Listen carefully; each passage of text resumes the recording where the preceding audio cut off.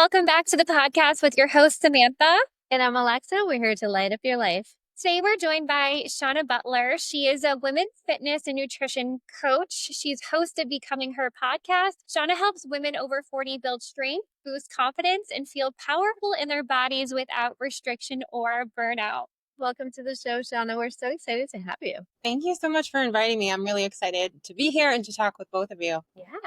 All right. So diving in, Shauna, I know you're 46, thriving, lifting, coaching, dancing, momming, and still somehow sipping coffee in nature like it's your full-time job. How do you do it all and still show up with this energy? Well, first and foremost, I think, I'm human just like everyone else, and I have moments where I don't necessarily feel 100%, but I've learned to lean on things that I know will pour like energy back into me.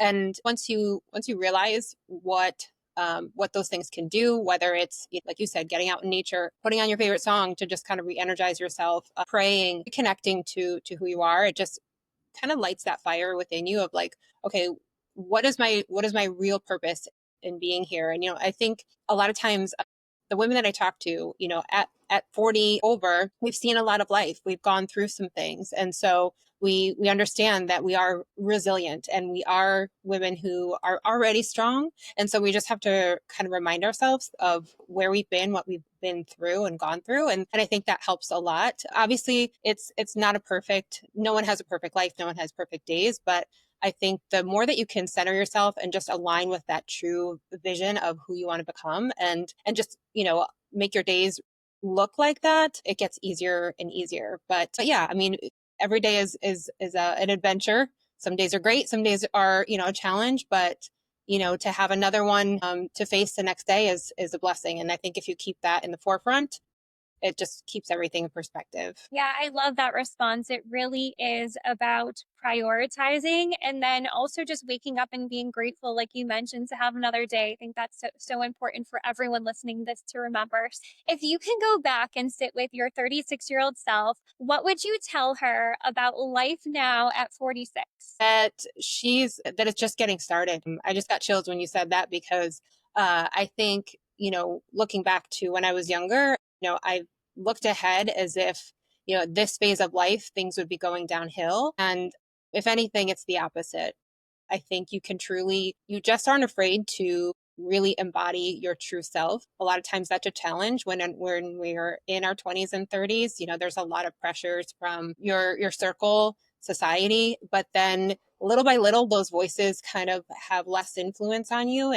And as you age, that's one of the best things, I think, is that you just really lean into truly what sets your heart on fire. And you aren't afraid to show up as that or chase that.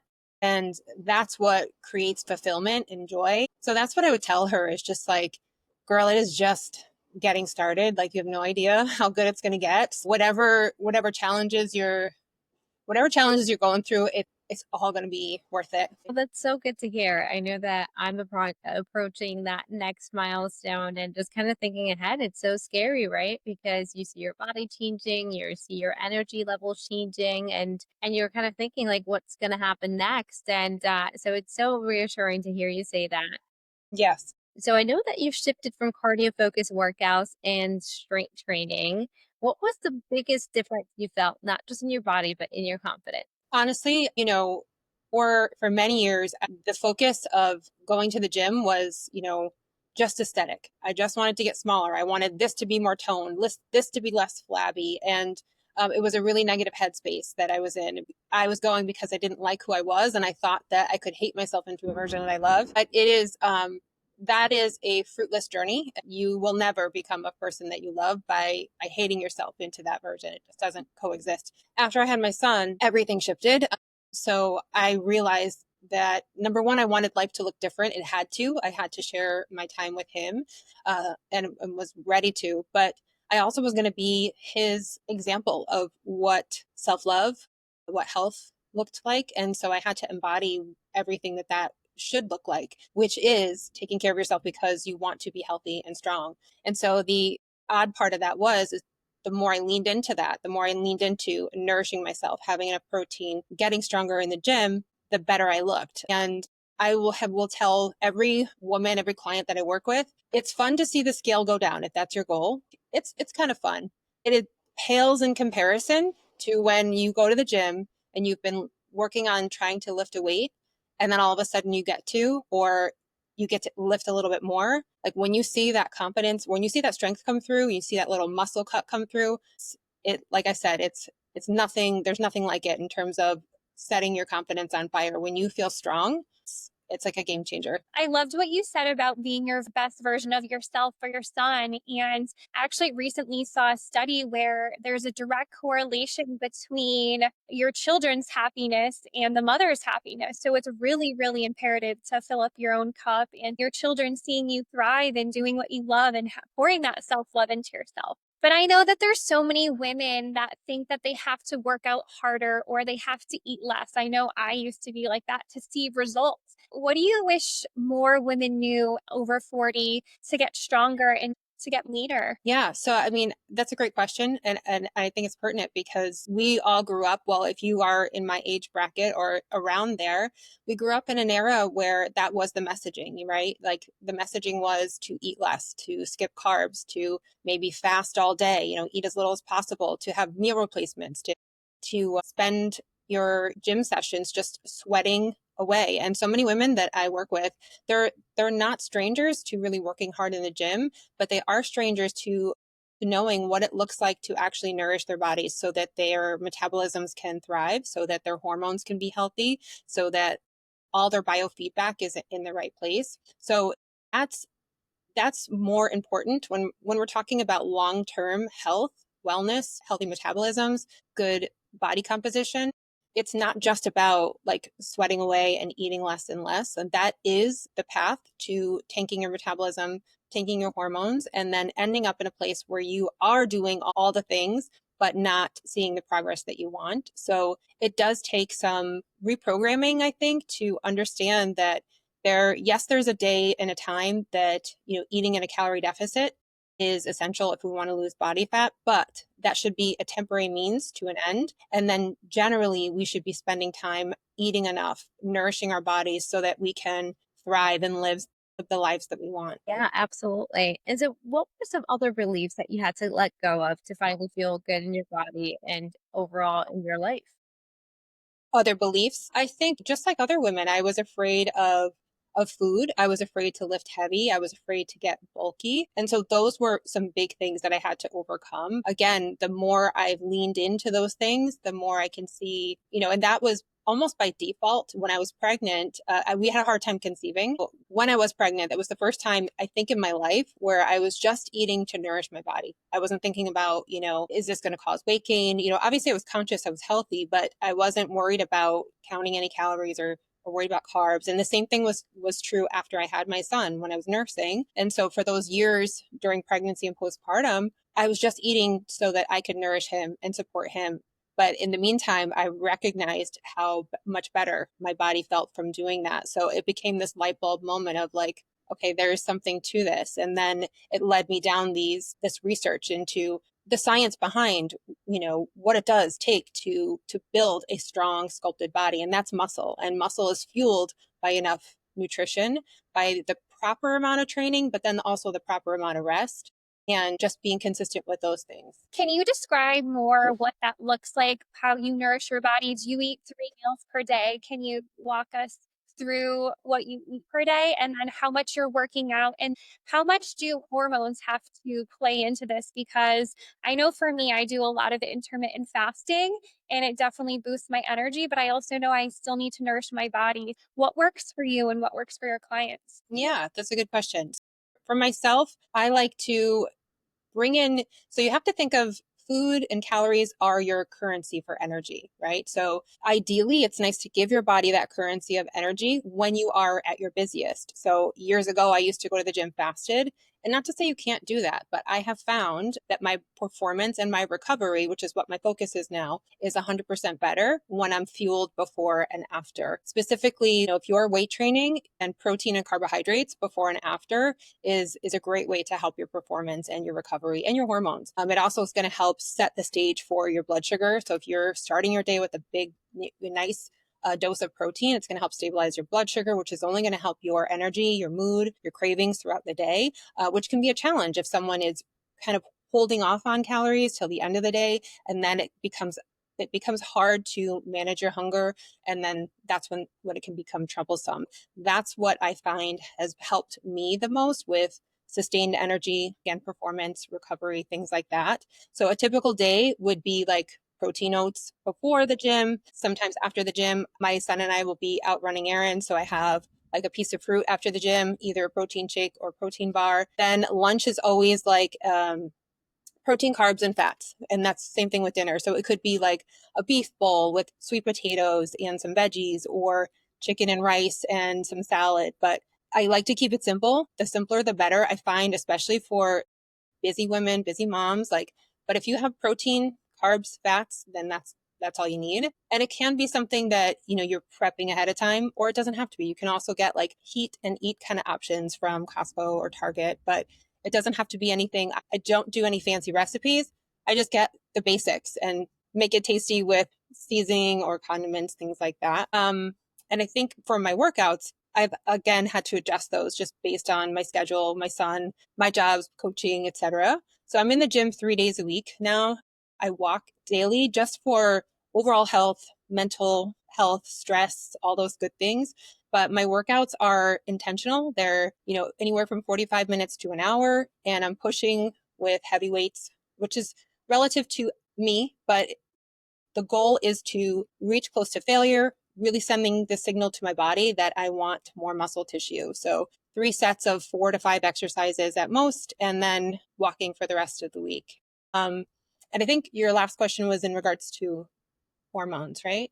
Yeah. So yes, hormones can play a role, but it's not like just because you have a shift in your hormones, immediately metabolism is going to tank. So it's kind of like it's a domino effect. As you're hitting perimenopause, menopause, or even sometimes you can have hormonal issues if you are chronically not eating enough, specifically with thyroid hormone, but it can start to set off different issues with sleep, with energy, with hunger, with mood.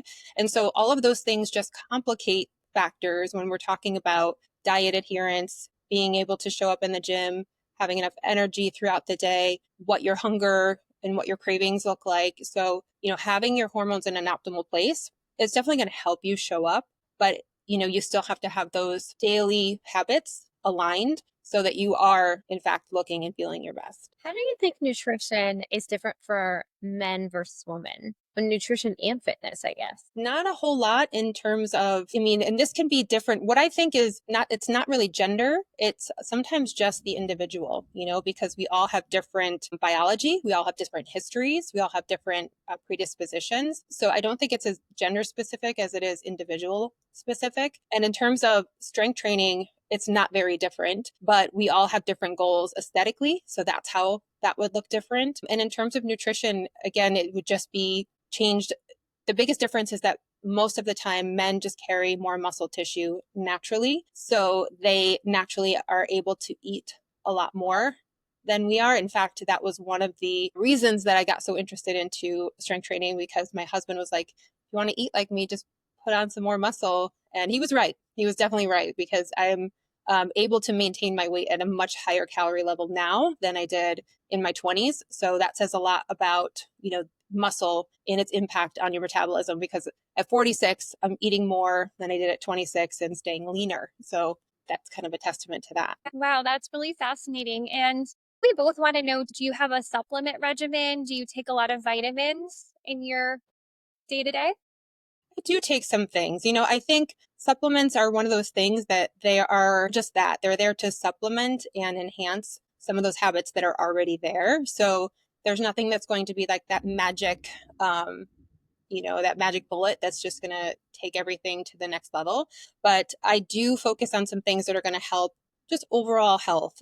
So multivitamin, omega 3s are a big one that helps with inflammation. I noticed a big difference in my skin with that when I got regular with taking omega 3s. Creatine is a great one too. It's really helpful for performance recovery in the gym, but also like it has a lot of benefits for your brain health. So lots of support with the health and effectiveness of that supplement. And then D3 and magnesium. Magnesium is another huge one. There's so many roles that it plays in the body.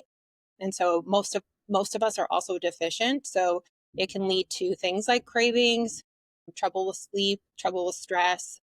Those are the things that are staples in my supplement regimen. So I'm sure that your sleeping regimen, your health and your fitness goals, and all of that has changed significantly from earlier on in life. Do you still ever catch yourself slipping into old habits? Sure. I mean, I think the biggest one is just that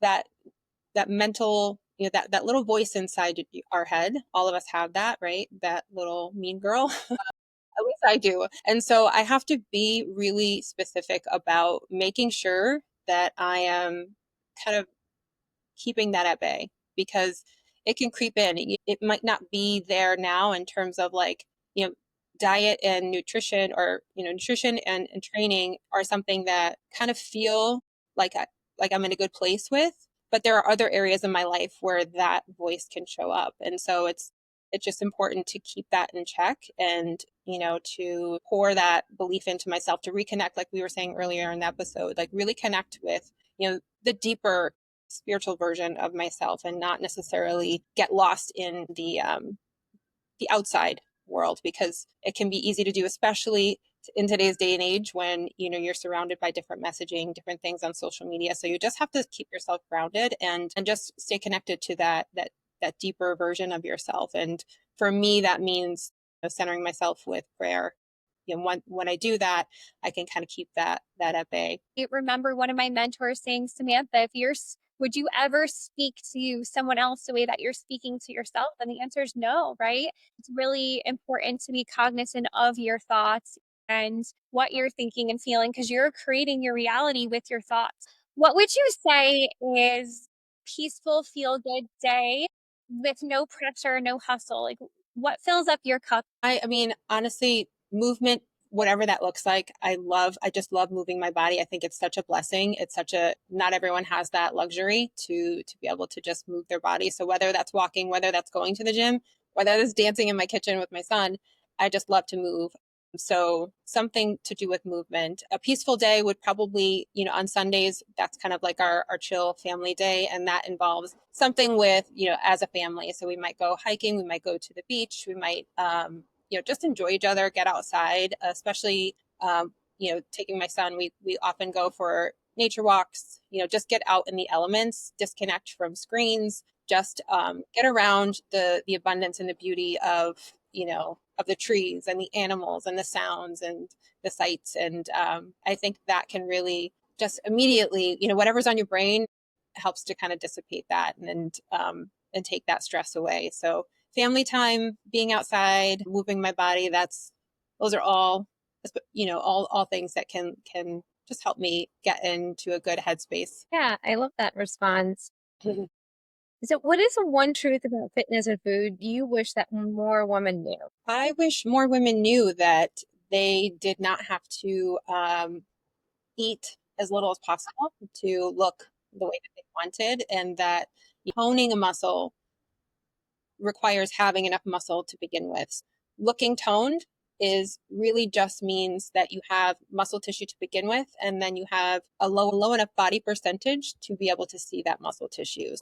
The fad diets or the fad workouts that claim to sculpt you, to tone you, these are all marketing words that really appeal to that desire that women want to kind of look toned, to look sculpted, to look fit. But what it really takes is some of the habits that we just talked about. They're boring.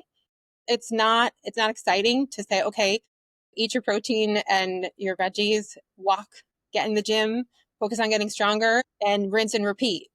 So it's not exciting, but it's the results are exciting. When you see yourself get stronger, when you're showing up for yourself, when you're pushing past those areas where it's uncomfortable and you're doubting things, but then on the other side of that, you become this woman who's resilient, who's strong, and who is unstoppable at the end of the day, it's a really good feeling. I love that. It really is focusing on the feeling after. We talk about this a lot too. How are we going to feel after we ate a really healthy meal? How are we going to feel after we had an incredible workout? You're going to feel amazing and then keep stacking those wins and you're going to be on the trajectory to becoming your best self. What is something you had to stop doing or believing that changed everything for you? That's a great question. This is something that I've said before, but I heard for years, as probably you guys have too, that once you have a child, it ruins your body. Childbirth can change your body forever. And age is going to ruin your body. I heard like wait until you're 40, wait until you're 50. Now I hear wait until in perimenopause, but wait until menopause. So there's all this like narrative around these things coming at you that are going to take away from your health or your happiness. And that doesn't have to be true. And I had to challenge that, because when I had my son at age 39, I was turning 40. So there I was facing these two things that I was told were going to just stop me in my tracks. And I was like, no, I decided, no, that wasn't going to be my story. And it's not easy to challenge that because for a short time, I was carrying extra weight. I was tired. My body, after having my son, I was not muscular. I didn't have energy. And I did, there are some changes that I'm facing now with age, whether it be my hair getting gray, little wrinkle here and there, but it's not stopping me. And I think, you have to just remind yourself that you don't have to, just because you hear something or someone says something, that doesn't have to be your reality. You get to decide what that looks like. And so from that, when I said, no, that's not going to be my story, I looked for other women who were mothers, who were over 40 and who were fit. And I just said to myself, if they can do it, so can I. And that's what I tell my clients. If they can do it, and if I can do it, then so can you. And you just have to hold on to that little seed of belief and again, connect with that vision of that future version of yourself and then act like you're her already. If you had the goal life, the goal body, what does your day look like? Really imagine it, design it, and then create systems that help you show up just like that. And it's not like a magic switch, right? It's not like, okay, you write this down and then you create a plan and then tomorrow everything is there right at your fingertips. It's a process, right? And sometimes it's painfully slow, but if you just continue to show up, if you just stay connected to that vision, it inevitably will become like your reality, which is really cool. Oh, I absolutely love that response and couldn't agree more. It takes dedication and discipline, but above all, what you said is extremely empowering that you have to envision yourself just doing it and not take all these negative stereotypes or all these negative things that you're hearing, and you don't have to make that your reality. So to wrap it up, we're going to do a really quick this or that challenge. So Okay. say whatever comes to mind, no overthinking, weights or cardio. Weights for sure. Coffee at sunrise or wine at sunset? Coffee at sunrise, 100%. Leg day or rest day. That's a tough one. That's a tough one, but I'm going to have to say leg day, but it's a toss up. It kind of depends on the mood because both can be great. Early morning workout or sleep in and go slow? Early morning workout. Yeah. Okay. Strong mindset or strong glutes. I say strong mindset because if you have the strong mindset, you can still build the strong glutes. Oh, I love that response. I was like, what is she going to say, Alexa? And the last one, so meal prep or takeout night? Again, it kind of depends on the mood, but I love meal prep. I love there's there's a time and place to have fun and have takeout, but it's also fun to just romanticize the whole process and pour that love into your food that's going to nourish you. Yeah, that is a great point. This has been such an amazing episode. You add so much value to our listeners. If they want to connect with you, learn more about you, I know you have a fitness app, you have your own podcast. Where can they find you, Shauna? Awesome. Thank you, Sam. Yeah. You can find me on Spotify or Apple Podcasts at Becoming Her, Fitter, Better, or Stronger Over 40. You can also find me on my website, becomingherfitness.com, or on Instagram at Shauna Theresa. Yes, and we'll link everything in the show notes. And we're sending everyone listening to this so much love and light.